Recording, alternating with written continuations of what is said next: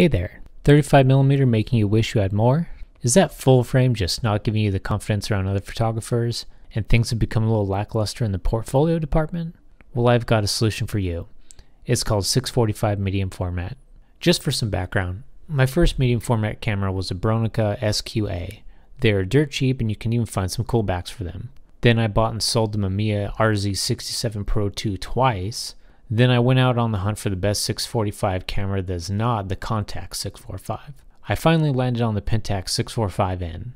It sells for an okay price at around $400 to $600 for the N model, has good manual and autofocus lenses, is reliable, can adapt lenses from the Pentax 645 system and Pentax 6.7 systems, and you can use these lenses if you move to the digital 645D or 645Z systems.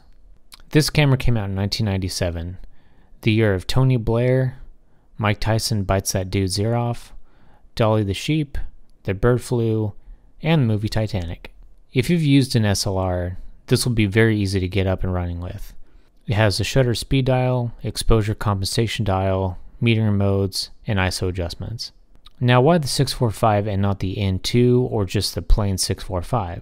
Well, the 645 has no autofocus and has these goofball but very cool buttons instead of dials.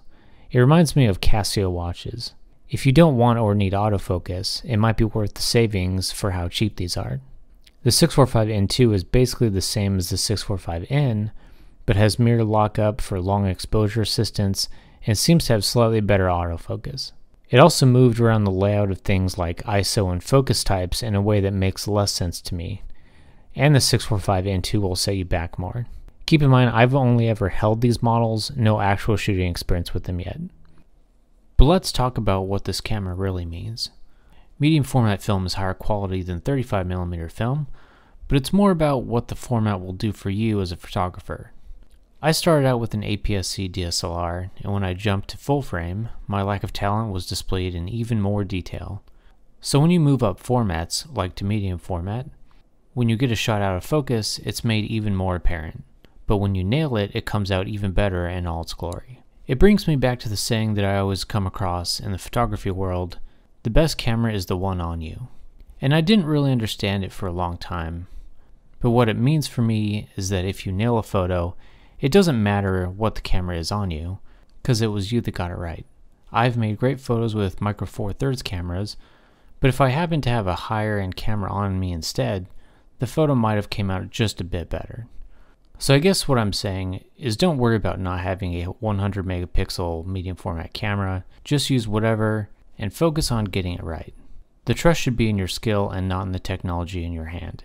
The 645 crop factor is 0.62, which means my 45mm lens is the 35mm or full frame equivalent to a 28mm, and my 200mm lens is basically a 125mm. The thing with medium format lenses is it can be hard and very expensive if you want to go super wide or very telephoto. One nice thing for anyone brand new to photography with this camera is if you just set everything to green, the aperture, shutter, focus mode, and exposure compensation, you can just point and click and it will figure out the rest. Batteries.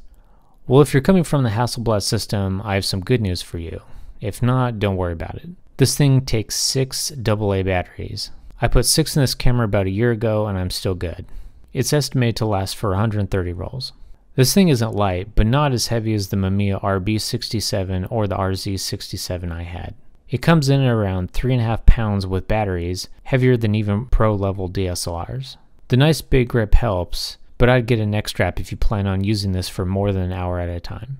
The camera's pretty much all plastic, but the kind of plastic I don't mind putting on the elements or throwing onto a car seat. The viewfinder is good, nothing to write home about, but it does its job.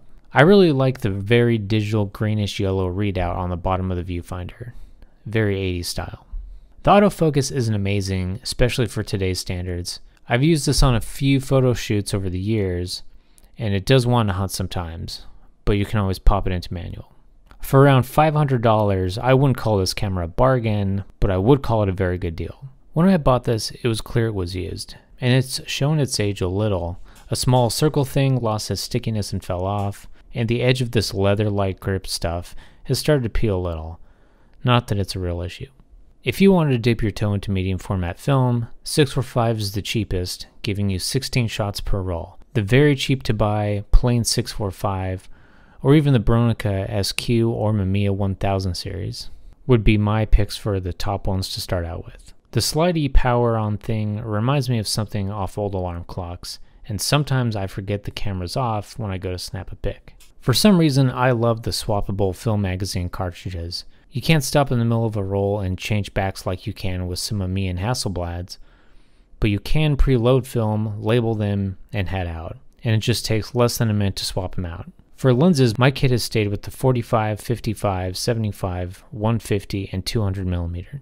The 645 film size is nice if you just want something like 35mm but bigger.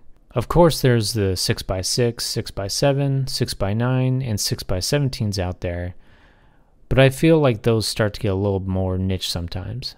645 isn't a square, but it's not wide either. And it's big enough you can crop the heck out of it if you really wanted to. Using a 645 slows you down more than a 35mm, but not as much as a 6x6.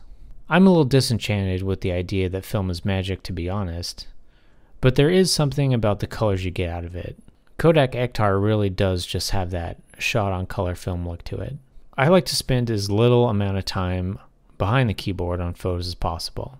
I'll mess with curves and might resize a little here and there, but I'm not into color correction. This camera is not quiet, so keep that in mind. While you could use this as your vacation camera or whatever, I feel like it shines best for weddings or glamour portrait style shooting. Having said that, I've used it for just about everything, well, except for street. When it comes to straight resolution power, aka being able to see the details on the rocks of a mountain you took a photo of, there almost isn't any comparison between 645 and modern prosumer and full frame cameras. The only comparison I'm aware of where film beats digital is when it's large format film cameras versus medium format digital.